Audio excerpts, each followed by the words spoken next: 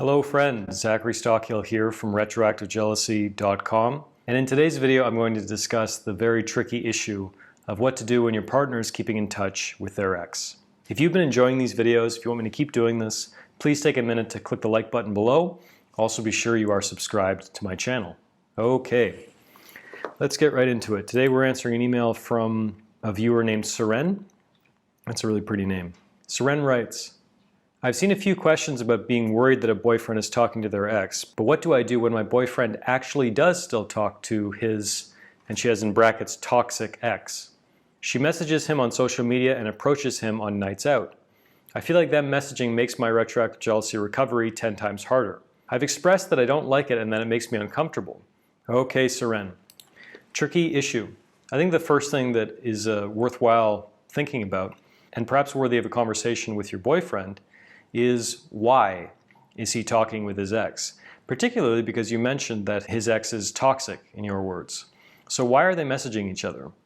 I think anytime you're worried about a partner keeping in touch with their ex, this should be the first question that you ask yourself, and possibly the first question that you ask your partner if it becomes an issue in your relationship. So there's a lot of different views on keeping in touch with your ex. Some people think that anytime you're in a new relationship, you should completely break contact. You should never message them again, sort of out of sight, out of mind kind of thing. Whereas other people, remain good friends with their ex for years and sometimes decades after their relationship. And it's totally harmless. It's just a genuine platonic friendship. Other people keep in touch with their exes for more nefarious purposes. Sometimes they want that ego boost or that sense of still having options, keeping options here and there as a kind of salve for their ego, which is kind of a dodgy thing to do, in my view, if you're in a monogamous relationship. Other people might keep in touch with their ex out of a sense of guilt or obligation, particularly if their ex has some kind of mental issues or emotional issues, something like that. They may have nurtured a sense of dependence on your partner, and there might be some mutual sort of support, encouragement, or a sense of obligation there. Now, it's up to you to decide what is appropriate and what is not. That's worthy of a conversation with your partner, but I do think it's worthy of a conversation before you go leaping to conclusions about why they're keeping in touch. Unfortunately, there's no real easy answer to this, and there's so many different scenarios. Like, you gave me some details in your email about what the situation is, which some things jump out at me. But there could be a million and one different reasons why your partner is keeping in touch with his ex.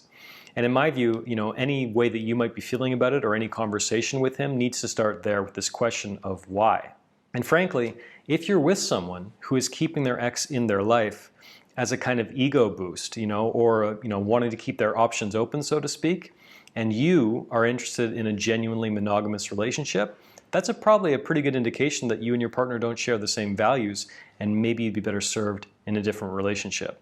And if you express to your partner that you don't love the idea of them keeping in touch with their ex, and your boyfriend is not listening to you and kind of disregarding it, then again, that sends a pretty clear message to me that perhaps you're lower on his list of priorities than you ought to be. However, depending on how intimate or close or significant your boyfriend's relationship with his ex was, again, sometimes people feel a sense of obligation to keep in touch with their ex because their ex is having problems.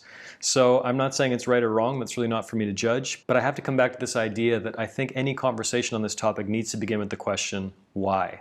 And it's up to you to talk to your partner to sort of figure that out and maybe establish some real clear boundaries that are perhaps lacking right now. Hope this helps. Seren, thank you for your email. If anyone watching found this helpful, please be sure to click the like button below. Also be sure to subscribe to my channel, and I'll talk to you again very soon.